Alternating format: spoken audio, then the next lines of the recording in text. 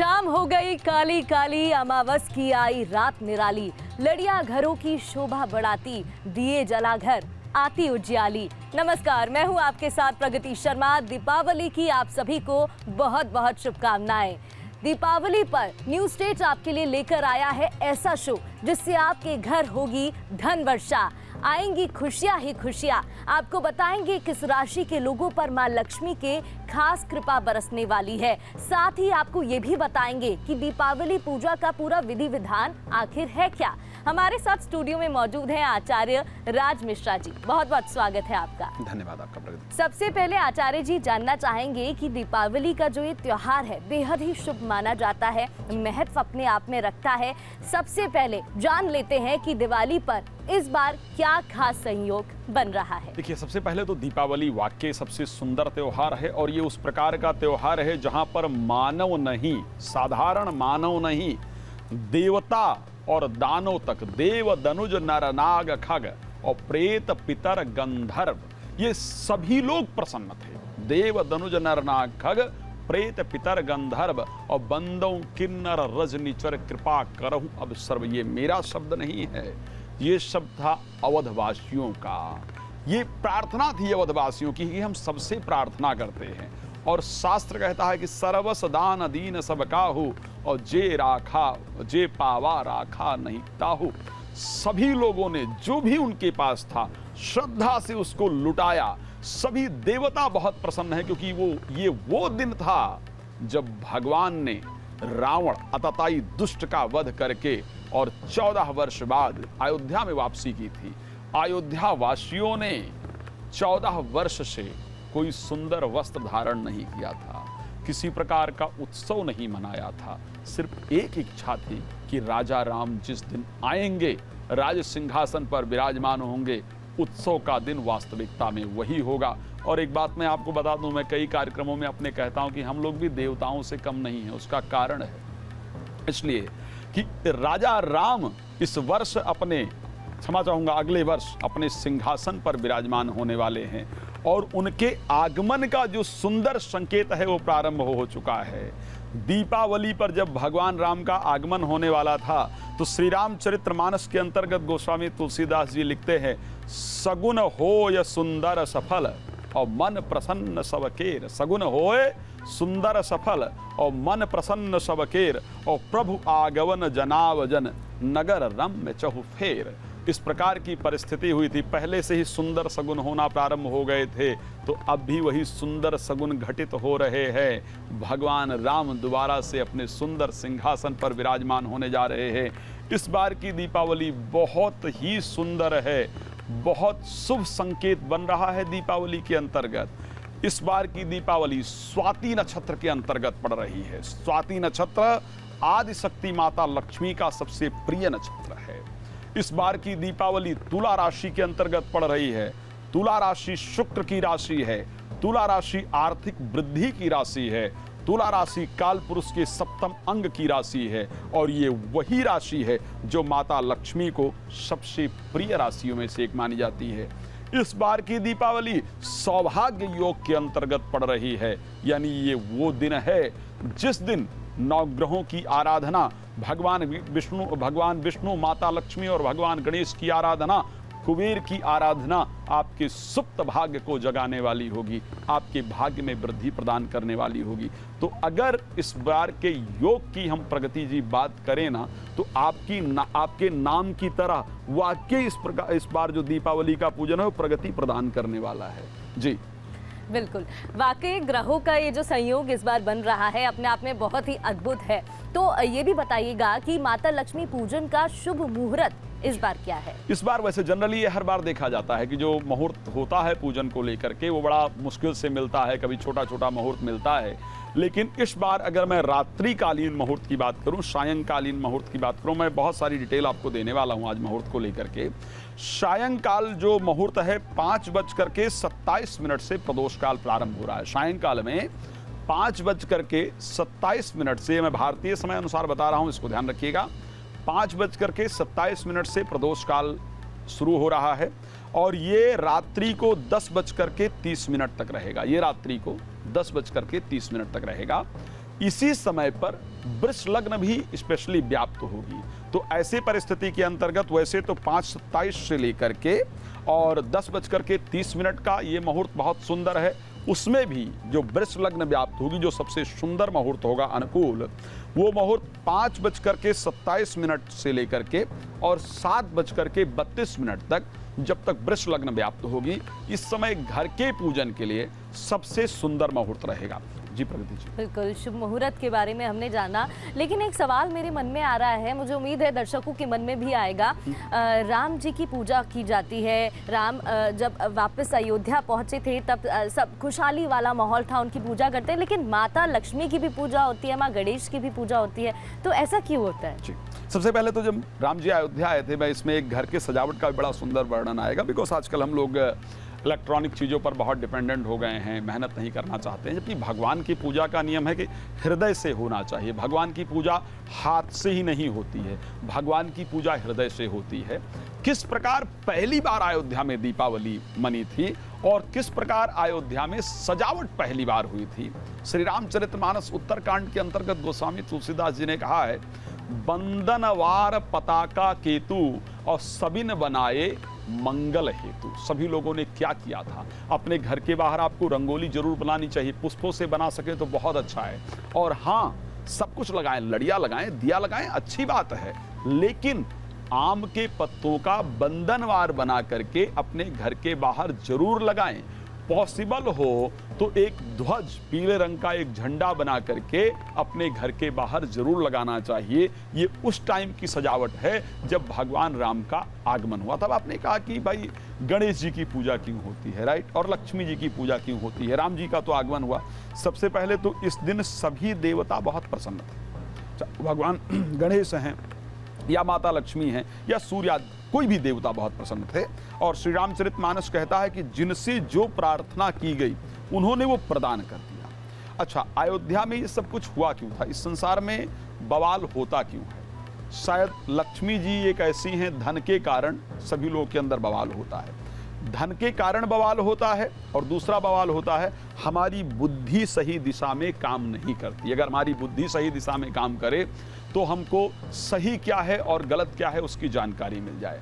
अवध में क्या हुआ था, माता जो कैकेयी हैं, उनकी बुद्धि फेरने का जो प्रयास किया, मंथरा की बुद्धि सरस्वती जी ने फेरी और वो जो विघ्न उत्पन्न हुआ, तो सबसे पहले अवधवासियों ने भगवान गणेश जी की बहुत श्रद्धा से आराधना किया और उनसे प्रार्थना किया कि हे प्रभु, अब तक जो इस संसार में विघ्न आए वो ठीक है, हमने स्वीकार कर लिए, लेकिन आप विघ्नहर्ता हैं, आप सद्बुद्धि प्रदान करने वाले हैं, आप विघ्नों को दूर करने वाले हैं।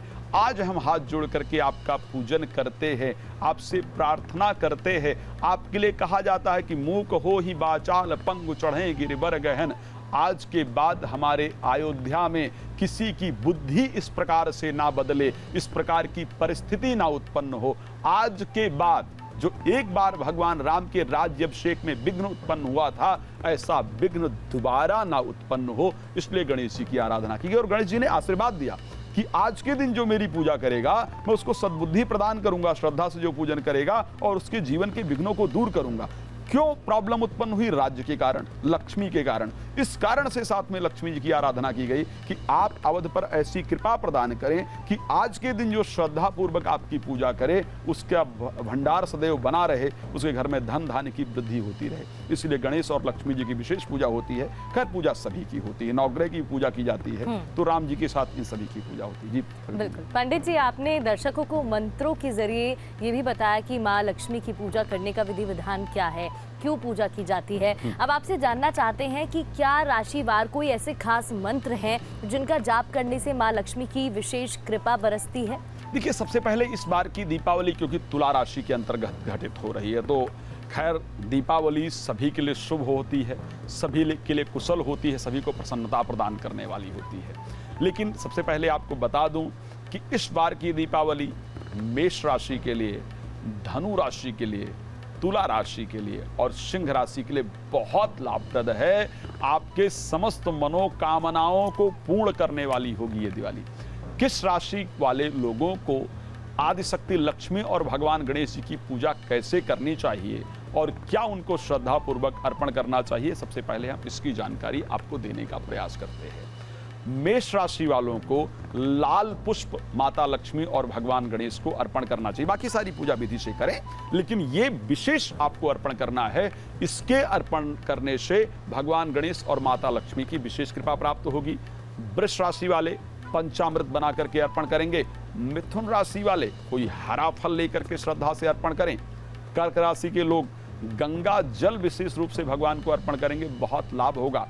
सिंह राशि के लोगों को कोई लाल फल लेकर के और श्रद्धा पूर्वक भगवान गणेश और माता लक्ष्मी को अर्पण करना है। कन्या राशि के लोग पान का बीड़ा, जोड़ा पान लेकर के श्रद्धा से भगवान गणेश और माता लक्ष्मी को अर्पण करना है। तुला राशि के लोग 5 वस्त्र लेकर के श्रद्धा पूर्वक अर्पण करें, फिर किसी ब्राह्मण को या किसी ब्राह्मणी को श्रद्धा से जाकर के दे दें। भगवान को अर्पण करने के बाद जाकर के देना है, समस्त मनोकामनाएं पूर्ण होंगी। वृश्चिक राशि के लोग 5 फल लेकर के भगवान गणेश और माता लक्ष्मी को चढ़ाइए, बाकी पूजा के साथ। धनु राशि के लोग जो मिठाई आपको पसंद है ना, वही भगवान गणेश और माता लक्ष्मी को श्रद्धा पूर्वक अर्पण कीजिए। मकर राशि के लोग तिल से बना हुआ कोई व्यंजन, तिल से बनी हुई कोई मिठाई श्रद्धा पूर्वक भगवान गणेश और माता लक्ष्मी को अर्पण करना है। कुंभ राशि के लोग गाय के घी का दिया श्रद्धा पूर्वक भगवान गणेश और माता लक्ष्मी को जलाएंगे, उनके सामने घी का दिया जलाएंगे और श्रद्धा से उनकी आरती गाएंगे। आपकी समस्त मनोकामनाएं जो हैं वो पूर्ण होंगी। मीन राशि के लोग गव दुग्ध से छींटा लगाना है माता लक्ष्मी और भगवान गणेश जी को। इसको करने से आपके मन की कामनाएं पूर्ण होंगी। क्या प्रार्थना होनी चाहिए? जो भी आपके मन की कामना है, जो विशेष मीन राशि के लिए बताया है, जो भी आपके मन में प्रार्थना है कि मेरा ये कार्य बने, श्रद्धा से प्रार्थना कर लीजिएगा। एक प्रश्न मुझसे किसी ने पूछा था, इसलिए मैं चाहता हूं कि यहाँ इसको भी क्लियर कर दूं।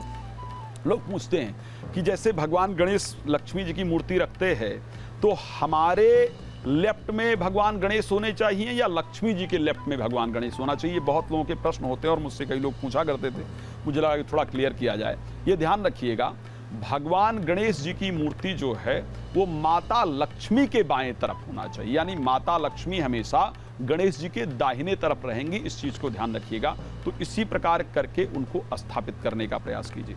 जी प्रगति जी। बिल्कुल पंडित जी, क्या कोई ऐसे मंत्र हैं, एक बार फिर से मैं जानना चाहूँगी, छोटे से मंत्र ऐसे कोई जो घर में ही बैठे जितने भी लोग हैं या भक्त हैं, उससे वो माता लक्ष्मी को प्रसन्न कर पाए? बहुत साधारण मंत्र है जिसको करके माता लक्ष्मी को प्रसन्न किया जा सकता है, अगर आप कर पाए। बड़ा सुंदर मंत्र बता रहा हूं, इसको लक्ष्मी गायत्री कहा जाता है। लक्ष्मी गायत्री करने से, श्रवण करने से माता लक्ष्मी की पूरी कृपा प्राप्त होती है।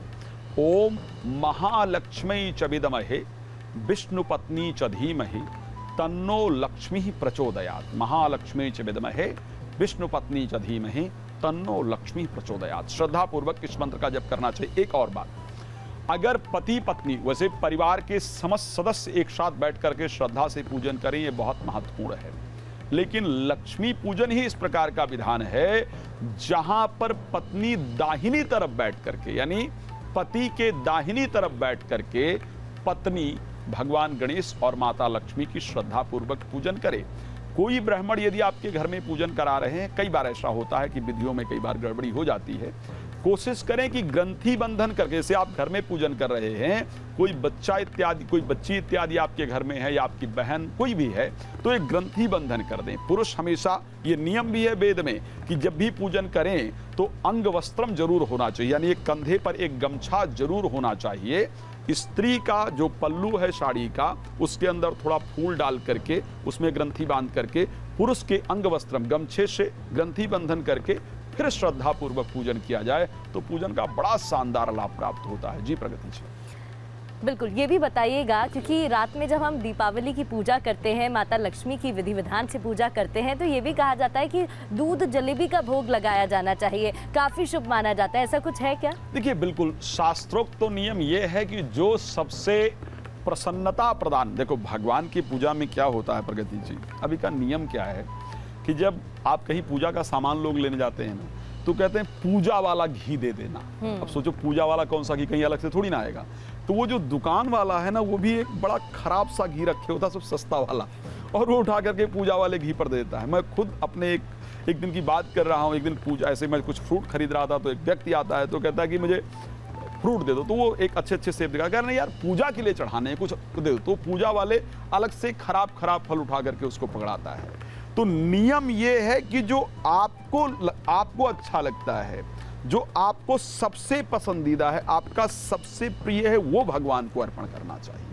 तो क्योंकि एक समय था जब लोग दूध जलेबी को, और आज के भी शब्द में अगर देखा जाए तो दूध जलेबी लोगों की बड़ी प्रिय एक जो मिठाई है उसमें मानी जाती है, एक प्रिय आहार में से माना जाता है। तो ऐसे परिस्थिति में इसलिए ऐसा नहीं कि दुग्ध जलेबी ही अर्पण कर सकते हैं, बल्कि वो कुछ भी जो मिष्ठान आपको बहुत प्रिय हो, वो मिष्ठान माता लक्ष्मी और भगवान गणेश जी को अर्पण करना चाहिए। क्योंकि जलेबी सबसे सुंदर मिष्ठान में से मानी जाती है, इसलिए उसको अर्पण करना बेहतर है। बिल्कुल, दीपावली के त्यौहार की हम बात कर रहे हैं। साफ सफाई का विशेष यहाँ पर ध्यान रखा जाता है, लेकिन कई मान्यताएं हैं, ऐसा भी कहा जाता है कि घर में इस दौरान छिपकली दिख जाए तो वो शुभ होता है। ऐसा कुछ है क्या? और साफ सफाई रखना इतना महत्वपूर्ण क्यों हो जाता है? हालांकि वैसे रखनी ही चाहिए, लेकिन दीपावली पर खास तौर पर ध्यान रखते हैं। हम सबकी मम्मियाँ हैं, बोलती रहती हैं भाई साफ सफाई रखो, साफ रखो घर। ऐसा क्यों है? देखिए, क्योंकि रीजन ही है ना। कौन आया था इस दिन? भाई दीपावली के दिन कौन? सुप्रीम पावर पूरे यूनिवर्स की अगर देखा जाए, जो सुप्रीम पावर है भगवान राम, उनका आगमन हुआ था दीपावली को। तो जब, जैसे जनरल सी बात है कि भाई हमारे घर में पता चले कि प्राइम मिनिस्टर आने वाले हैं आपके घर में, तो आप क्या करेंगे? आप घर को इतना सुंदर सजाएंगे जिसकी हद नहीं। शायद जो सबसे महंगा, जो सबसे स्पेशल होगा, उस प्रकार अपने घर को तैयार करेंगे, उसी प्रकार का व्यंजन तैयार करेंगे एक प्राइम मिनिस्टर के आने पर, राइट? भगवान कौन है? भगवान राम कौन है? इस विश्व के प्राइम मिनिस्टर जिनको कहे जा सकते हैं, जो पूरे ब्रह्मांड के जिनको सुप्रीम पावर कहा जा सकता है, अगर उनका आगमन हो रहा है तो बिना सुंदरता के, बिना सफाई के, बिना पवित्रता के तो भाई उनका आगमन नहीं होगा। इसीलिए जितना पवित्रता रखी जा सके, जितनी सुंदरता रखी जा सके, लेकिन सिर्फ बाहरी सुंदरता से भगवान नहीं आते, इस चीज को ध्यान रखिएगा। सुंदरता बाहर नहीं, सुंदरता आपके हृदय में ही होनी चाहिए। कहा जाता है कि चाहे वो कूड़ा घर में पड़ा हो और चाहे वो कूड़ा आपके मन में पड़ा हो, दोनों ही बुरे लगते हैं, दोनों ही नुकसान करते हैं। तो ऐसी परिस्थिति के अंतर्गत सफाई भी होनी चाहिए, घर की सफाई भी होनी चाहिए, और अपने मन, अपने हृदय की भी सफाई होनी चाहिए, तो परमात्मा जरूर आगमन करते हैं। बिल्कुल, और ये जो गंदगी है परमात्मा से नहीं छुप सकती है, भले ही आप किसी और से कैसे भी छिपा लीजिए। ये भी बताइएगा, क्योंकि दीपावली के त्योहार पर दिए रखे जाते हैं, दीपों का ये त्योहार है, कोने कोने में दीपक हम जलाते हैं, लेकिन क्या कुछ ऐसा नियम है कि कुल 10 दीपक ही होंगे, या कुल इतने ही दीपक होंगे, या कितने भी दीपक अपने? नहीं, एक नियम है इस प्रकार का। जैसे जो दीपक का नियम है, सबसे पहले पूजा कहाँ करनी चाहिए? पूजा घर का जो मध्य का हिस्सा है, जिसको ब्रह्म स्थान अपने घर में कहा जाता है, जो बिल्कुल घर के बीचों बीच में। अगर आपके पास एक ही कमरा है तो जो कमरे के सबसे बीच का पार्ट है वहां पर, हाँ, नहीं व्यवस्था हो तो अलग विषय है, लेकिन अगर व्यवस्था हो तो घर के सबसे मध्य में इस प्रकार का प्रयास करना चाहिए कि मध्य में पूजा। आप अपना जो मंदिर अगर आपने बना रखा है कहीं पर, तो आप मंदिर में पूजन करें, लेकिन एक घर का जो ब्रह्म स्थान है, जिसको हम बीच का हिस्सा कहते हैं, जो घर का हृदय माना जाता है, यहाँ पर 9 दिया जलाने का विधान है, 9 दीपक को जलाने का विधान है, और एक चौमुखा, यानी टोटल 10 होना चाहिए। 9 दिया स्पेशली 9 ग्रहों का स्वरूप मान करके 9 दिया को जलाया जाता है, और एक चारों दिशाओं को 10 दिक्पाल और लोकपाल का स्वरूप मान करके एक मध्य में उसके अंदर दिया जलाया जाता है। तो जो बाकी दिया तो होते हैं वो आप तेल का, जो भी आप बाहर रखने के लिए दिया जलाते हैं, वो सारे दिया तेल के होते हैं, लेकिन उसके साथ जो ये वाले दिया जलाए जाते हैं, ये घी का दिया होता है। तो इस परिस्थिति में 10 दिया स्पेशली जलाया जाता है, और इन 10 दियाओं को फिर जला करके वो जो चौमुखा दिया है वहां पर रखा जाता है। इस प्रकार का और नियम है प्रगति जी, कि इन दिया को जला करके और फिर यहाँ भगवान का स्मरण करके और राई लेकर के, हमारे यहाँ ये बड़ा सुंदर प्रयोग कराया जाता था और ये बड़ा फायदेमंद होता था कि राई लेकर के, जो होता है ना पीली सरसों या राई लेकर के, और जैसे कोई मंत्र आपको जागृत करना हो, लाइक आप गायत्री मंत्र हमेशा पढ़ते हैं, तो उस दिन उस मंत्र को 108 बार जप करके और उस राई को सभी दिया में थोड़ा थोड़ा डाल देने से वो मंत्र सिद्ध हो जाता है, वो मंत्र जागृत हो जाता है। तो जब भी उस मंत्र का आप पाठ करते हैं तो उसका बड़ा ही सुंदर फल आपको प्राप्त होता है। इसी ब्रह्म स्थान पर यदि बच्चे की पढ़ाई में बुद्धि ना लगती हो तो ऐसे कंडीशन में यहाँ बैठ करके वो 1 चैप्टर या 2 चैप्टर जो भी उसको अच्छा लगता हो वो पढ़े तो उसका एजुकेशन अच्छा होता है। उसी के साथ यहाँ बैठ करके किसी मंत्र को अध्ययन किया जाए। यहाँ पर लोग धन को भी रखा करते हैं, वैसे जनरल लोग अपने मंदिर में भी रखते हैं, लेकिन यहाँ पर भी धन रखने का विचार है। तो ब्रह्म स्थान पर 10 दिया को जला करके इस सुंदर प्रयोग का ये विधान है। इसी प्रकार लोग तंत्र इत्यादि का भी, जो दिवाली में तंत्र का भी लोग बहुत प्रयोग करते हैं। श्री रामचरितमानस में वर्णन आता है काल रात्रि निश्चर कुल केरी, ये सुंदरकांड के अंतर्गत चौपाई है। तो वो लोग भी इस प्रकार की प्रक्रिया का वर्णन करते हैं। तो 10 दिया स्पेशली जलाने का विधान है जी। बिल्कुल, तो ये रोशनी का त्योहार है, सबका त्योहार बेहद ही शुभ रहे और ऐसे ही जगमगाए। जिन भी नियमों का आपने अभी जिक्र किया है, मुझे उम्मीद है सभी उसका पालन करने वाले हैं और ऐसे में उनकी दीपावली बेहद ही शुभ होगी। बहुत बहुत शुक्रिया आपका। धन्यवाद। जय श्री राम। तो दीपावली की आप सभी को एक बार फिर से बहुत बहुत शुभकामनाएं। ये दिवाली आपको और आपके परिवार में अपार खुशियां और धन समृद्धि लेकर आए। माता लक्ष्मी की कृपा आप पर बनी रहे, ऐसी हमारी मनोकामना है।